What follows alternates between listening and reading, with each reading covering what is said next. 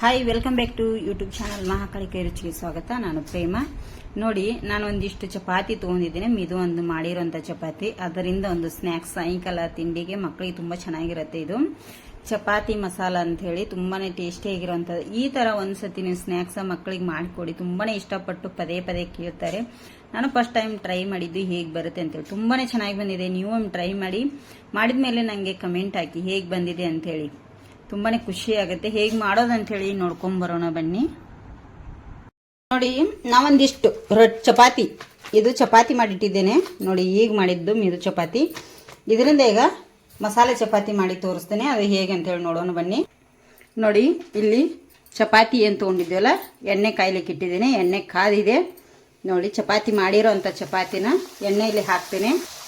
ನೋಡಿ, ಇದನ್ನ ಎಣ್ಣೆಯಲ್ಲಿ ನಾವು ಕಡಕ್ಕಾಗಿ ಕರ್ಕೋಬೇಕಾಗತ್ತೆ. ತಿರುಗಿಸಿ ಹಾಕ್ತಾ ಇದ್ದೀನಿ. ನೋಡಿ, ಈ ಥರ ಎಣ್ಣೆಯಲ್ಲಿ ಕರೆದು ಪಾಪಡ್ ಥರ ಇದನ್ನು ಮಸಾಲೆ ಚಪಾತಿ ಮಾಡಿ ತಿಂದರೆ ಅಂತೂ ಮಸ್ತಾಗಿರುತ್ತೆ. ತುಂಬ ಚೆನ್ನಾಗಿ ಬರುತ್ತೆ. ತುಂಬ ಹೊತ್ತೇನು ಕರಿಯುವಂಥ ಅವಶ್ಯಕತೆ ಇರಲ್ಲ ಇದನ್ನು. ನೋಡಿ, ಈಗ ರೆಡಿಯಾಗಿದೆ. ಇದನ್ನು ನಾನೀಗ ತಕ್ಕೊಂಡ್ಬಿಡ್ತೇನೆ. ನೋಡಿ, ಇದೇ ಥರ ನನಗೆ ಎಷ್ಟು ಬೇಕಷ್ಟನ್ನು ನಾನು ಕರ್ಕೋತೀನಿ. ನೋಡಿ, ಇಲ್ಲಿ ಈ ಥರ ಈಗ ಚಪಾತಿ ಎಲ್ಲ ಕರೆದಿದ್ದೇನೆ. ಮಸಾಲೆ ಮಾಡಿ ತೋರಿಸ್ತೇನೆ. ನೋಡಿ, ನಾನೇನು ಎಣ್ಣೆ ಕರೆದಿದ್ನೆಲ್ಲ ಚಪಾತಿ, ಅದಕ್ಕೆ ನೋಡಿ ಬೇಯಿಸಿರೋ ಅಂಥ ಹೆಸರು ಕಾಳು. ಇದು ಆರೋಗ್ಯಕ್ಕೆ ತುಂಬಾ ಒಳ್ಳೆಯದಿದು. ಇದೇ ಥರ ಕಟ್ ಮಾಡಿ ಹೊಂದಿರುವಂಥ ಈರುಳ್ಳಿ ನಿಮಗೆ ಎಷ್ಟು ಬೇಕಷ್ಟು ಹಾಕ್ಕೊಳ್ಳಿ. ಹಾಗೆ ಟೊಮೆಟೊ ಕೂಡ ನೋಡಿ ಇಲ್ಲಿ, ಮತ್ತು ಸ್ವಲ್ಪ ಶೇಂಗಾ. ಈ ಥರ ನಿಮಗೆ ಏನು ಬೇಕು ಅದನ್ನೆಲ್ಲ ಹಾಕೋಬೋದು.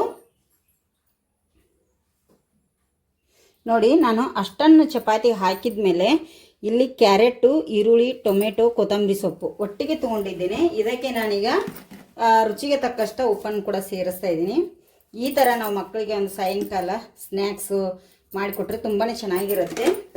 ಹಾಗೆ ಚಿಲ್ಲಿ ಪೌಡರ್ ಕೂಡ ಹಾಕ್ತಾ ಇದ್ದೀನಿ ಇಲ್ಲಿ, ಸ್ವಲ್ಪ ಖಾರವಾಗಿ ತುಂಬ ಚೆನ್ನಾಗಿರುತ್ತೆ. ನಿಮಗೆ ಬೇಡ ಅಂದರೆ ಕಾಯಿ ಮೆಣಸು ಕೂಡ ಹಾಕ್ಕೋಬೋದು.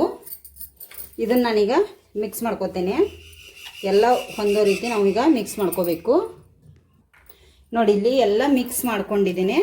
ಮಿಕ್ಸ್ ಮಾಡ್ಕೊಂಡ್ಮೇಲೆ ಇಲ್ಲಿ ಏನು ಚಪಾತಿಗೆ ನಾವು ಹಾಕಿದ್ದೀವಲ್ಲ, ಮತ್ತಷ್ಟು ಈ ಪದಾರ್ಥನ ಖಾರವಾಗಿರುವಂಥದ್ದು ಹಾಕ್ಕೊಳ್ಳಿ. ಎಲ್ಲ ಪದಾರ್ಥ ನಮಗೆ ಎಷ್ಟು ಬೇಕು ನೋಡಿಕೊಂಡು ಹಾಕ್ಕೊಳ್ಳಿ. ಈ ಥರ ನೋಡಿ, ಇಲ್ಲಿ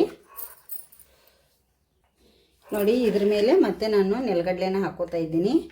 ಈ ಥರ ಮಸಾಲೆ ಚಪಾತಿ ಈ ಥರ ಮಾಡ್ಕೊಂಡು ತಿಂದರೆ ತುಂಬಾ ಚೆನ್ನಾಗಿರುತ್ತೆ. ಹಾಗೆ ಸೇವ್ ಕೂಡ ಹಾಕ್ತಾ ಇದ್ದೀನಿ. ನೋಡಿ, ಇಲ್ಲಿ ಈ ಥರ ಮಕ್ಕಳಿಗೆ ಈ ಥರ ನಾವು ಹಾಕಿ ಕೊಡೋದ್ರಿಂದ ತುಂಬಾ ಚೆನ್ನಾಗಿರುತ್ತೆ. ನೋಡಿ, ಇಲ್ಲಿ ಮೇಲ್ಗಡೆಯಿಂದ ಸ್ವಲ್ಪ ಕೊತ್ತಂಬರಿ ಸೊಪ್ಪು, ಇಷ್ಟನ್ನು ಹಾಕಿ ನಾವು ಮಸಾಲೆ ಚಪಾತಿ ಈ ಥರ ರೆಡಿ ಮಾಡಿಕೊಟ್ರೆ ತುಂಬಾ ಚೆನ್ನಾಗಿರುತ್ತೆ. ನೋಡಿ, ಮಸಾಲೆ ಚಪಾತಿ ಯಾವ ಥರ ಬಂದಿದೆ. ತುಂಬ ಅಂದರೆ ತುಂಬ ಚೆನ್ನಾಗಿದೆ. ಮಸಾಲೆ ಚಪಾತಿ ರೆಡಿ ಮಾಡಿ ತೋರಿಸ್ತಾ ಇದ್ದೀನಿ. ಈ ಥರ ಸಾಯಂಕಾಲ ತಿಂಡಿಗೆ ಮಕ್ಕಳಿಗೆ ನೀವು ಮಾಡಿಕೊಡಿ, ತುಂಬಾ ಚೆನ್ನಾಗಿರುತ್ತೆ, ಮಸ್ತಾಗಿರುತ್ತೆ. ನೋಡಿ, ನಿಮಗೆ ಎಷ್ಟು ಬೇಕೋ ಅಷ್ಟನ್ನು ಮಾಡ್ಕೊಳ್ಳಿ. ಸೂಪರಾಗಿದೆ.